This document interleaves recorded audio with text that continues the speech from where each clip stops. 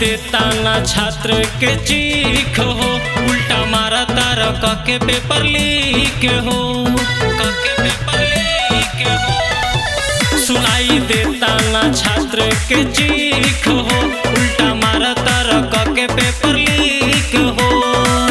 हाई देश के सिस्टम बेकार हो गई, हाई देश के सिस्टम बेकार हो गई।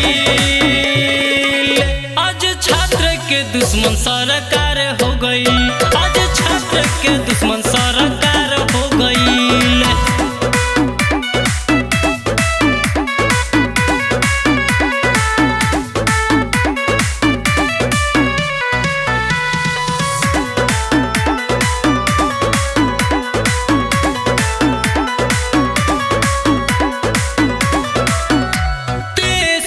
के बेटी संगे गलत व्यवहारी काके देखी हंसे सरवा पुलिस अधिकारी, पुलिस अधिकारी।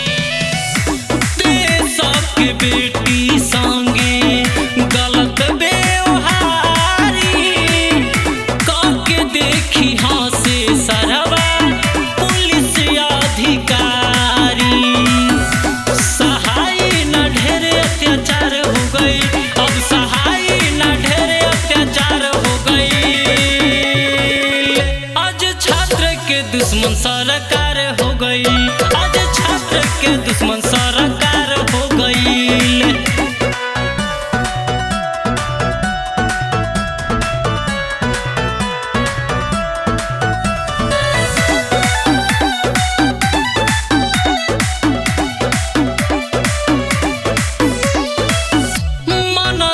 पकड़े चार्जे देता लठिया, सुने वाला केहू नहीं बाटे हो बतिया,